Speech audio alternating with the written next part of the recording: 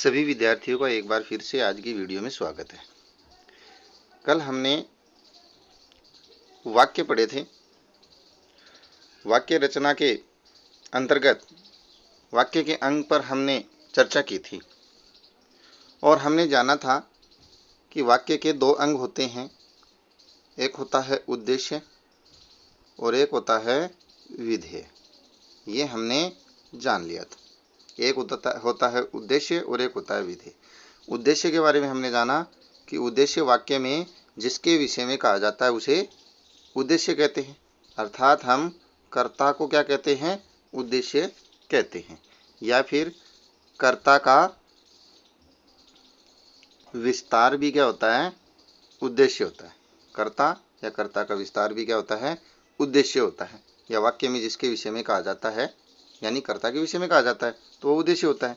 विधेय विधेय यानी उद्देश्य के विषय में, उद्देश्य के विषय में जो कुछ कहा जाता है वो होता है विधेय, यानी क्रिया और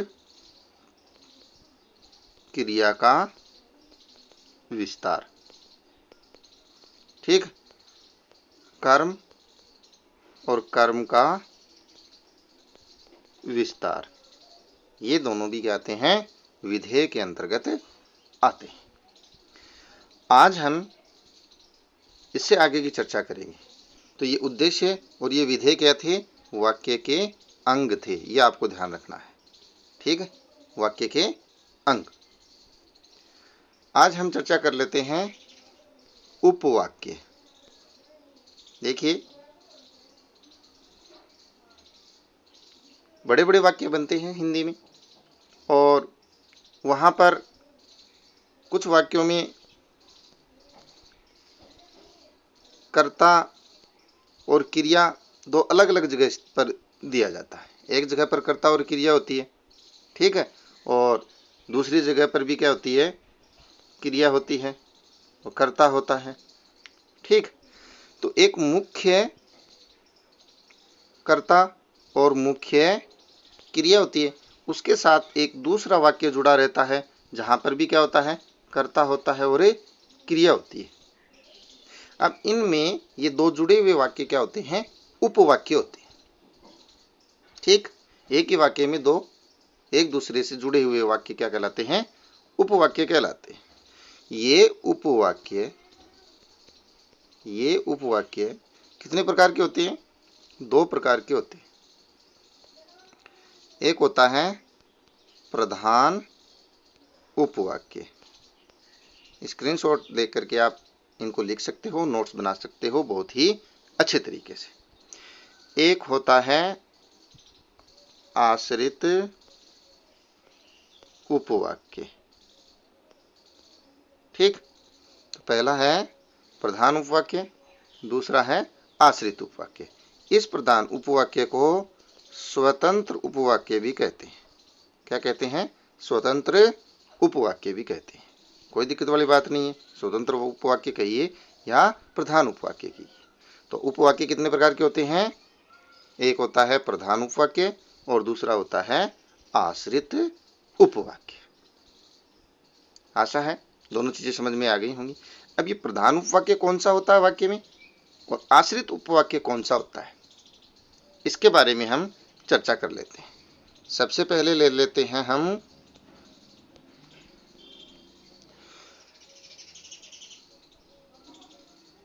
प्रधान उपवाक्य।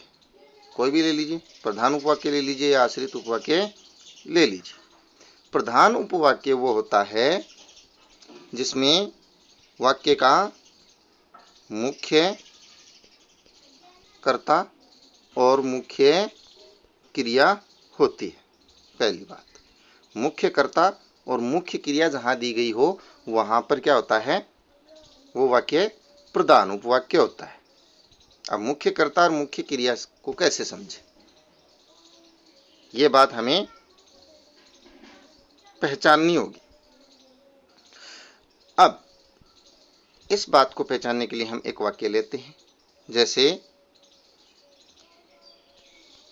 राम ने कहा कि मैं पुस्तक पढ़ूंगा। ठीक है। अब इसमें मुख्य कर्ता कौन है? राम। क्रिया क्या है? कहा। तो ये वाला जो भाग है ये प्रधान उपवाक्य के अंतर्गत आएगा। ये क्या हो जाएगा? प्रधान उपवाक्य हो जाएगा। ठीक, इस तरीके से भी हम प्रधान उपवाक्य को देख सकते हैं।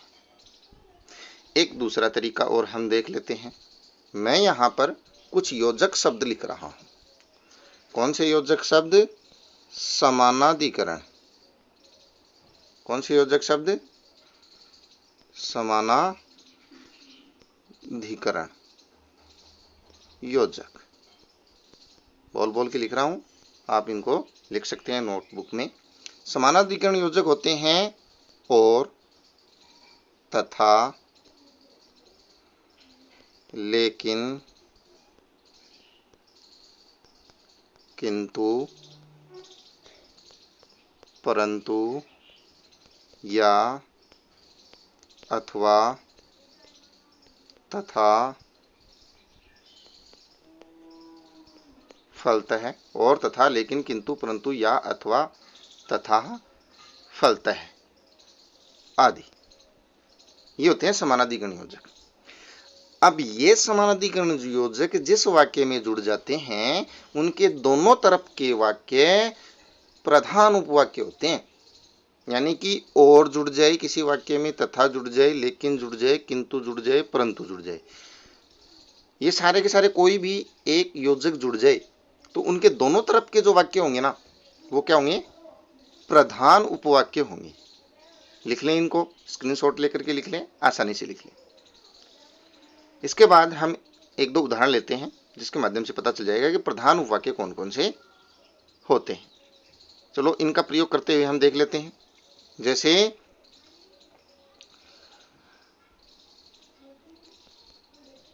राम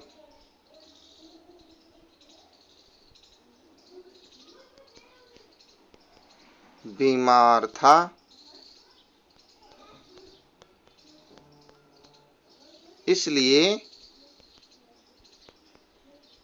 स्कूल नहीं आया। राम बीमार था इसलिए वह स्कूल नहीं आया। तो इसमें इसलिए आ गया, इसलिए एक समानाधिकरण योजक है। तो ये वाला वाक्य भी क्या हो गया? प्रधान उपवाक्य हो गया। और ये वाला वाक्य भी क्या हो गया? प्रधान उपवाक्य हो गया। तो समानाधिकरण योजक के दोनों तरफ के वाक्य क्या हो जाते हैं? प्रधान उपवाक्य हो जाते हैं। जैसे और ले लेते हैं, राकेश बाजार गया और वहां से फल लाया। तो यहां और आ गया, तो ये वाला भी प्रधान हो गया और ये वाला भी प्रधान हो गया। तो और, तथा, लेकिन, किंतु, परंतु, या, अथवा, इसलिए ये समानाधिकरण योजक जिस वाक्य में लग जाते हैं उनके दोनों तरफ के वाक्य भी क्या होते हैं? प्रधान उपवाक्य होते हैं। ये बात भी आप देख सकते हो, जान सकते हो और प्रधान उपवाक्य पहचान सकते हो। ये बहुत काम आएंगे प्रधान उपवाक्य पहचानने। ठीक, दोनों प्रधान उपवाक्य हो गए, ये भी प्रधान उपवाक्य हो गया और ये भी प्रधान उपवाक्य हो गया। नंबर 1 प्रधान उपवाक्य, नंबर 2 प्रधान उपवाक्य। और, तथा, लेकिन, किंतु, परंतु लगने से क्या हो जाते हैं? दोनों तरफ के उपवाक्य प्रधान हो जाते हैं। अब लेते हैं हम आश्रित उपवाक्य। आश्रित उपवाक्य किसे कहते हैं? अभी जो उपवाक्य